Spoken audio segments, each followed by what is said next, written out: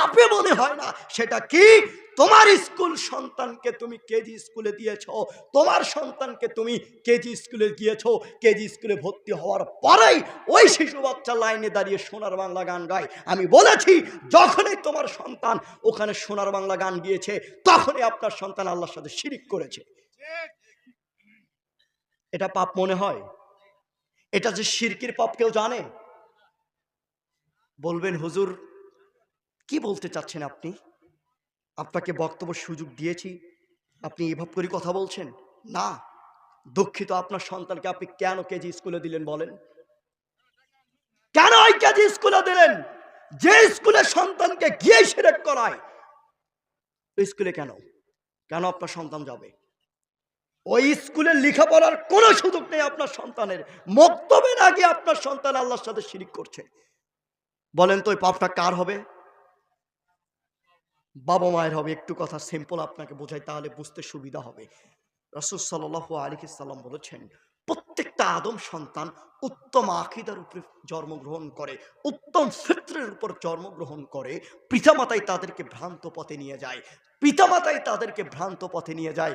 বলুন তো, আপনি যদি হিন্দু হতেন, আপনি যদি কালী পূজা করতেন, তাহলে আপনার সন্তান জন্ম হওয়ার পরে কি মুসলমান হতো?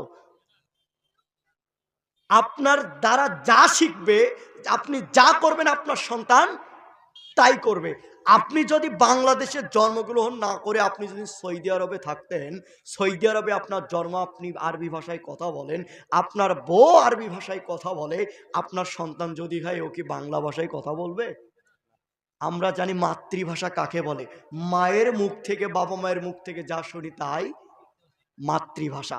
তো সন্তান যদি সৌদি আরবে জন্মগ্রহণ করে, মা যদি আরবিতে কথা বলে, বাপ যদি আরবিতে কথা বলে, তাহলে সন্তানও আরবিতে কথা বলবে। ইন্ডিয়াতে যদি জন্মগ্রহণ করে, ইন্ডিয়ার যে ভাষা সেই ভাষাই করবে।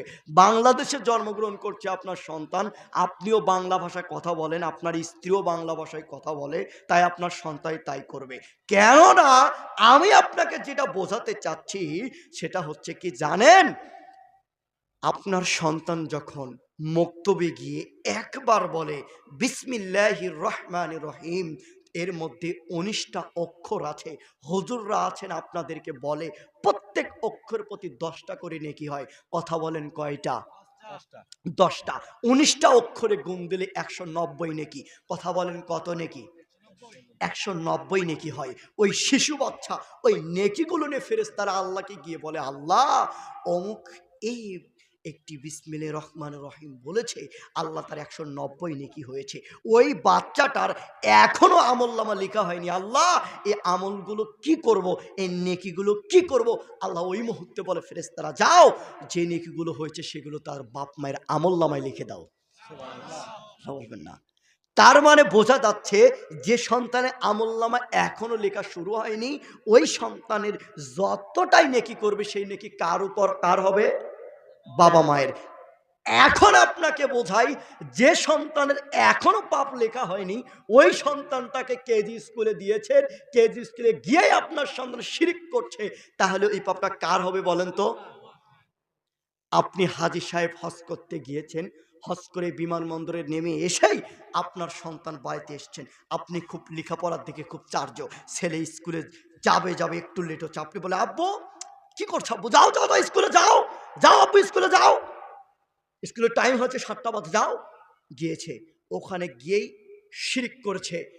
যখনই শিরিক করেছে ওই শিশু বাচ্চা, আপনার যদি একটা নেকি থাকে তাহলে ইসলাম ধর্ম মিথ্যা। কথাটা বুঝেছেন? আপনার যদি একটা নেকি থাকে তাহলে কি বলেন তো? নবী মুহাম্মদ সাল্লাল্লাহু আলাইহি সাল্লাম মিথ্যা কথা বলেছে, আল্লাহ মিথ্যা কথা বলেছে, নাউজুবিল্লাহ। শিরিক যখনই করেছেন তখন আপনার কি হবে বলেন তো? পূর্বের আমল সব বাতিল হয়ে যাবে। তো আমি ওখানে বলেছিলাম, বেটা শোনো, সারা পৃথিবীর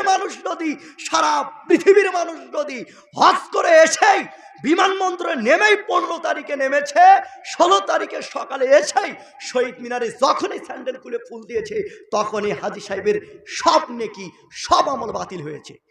নাউজুবিল্লাহ বলবেন না?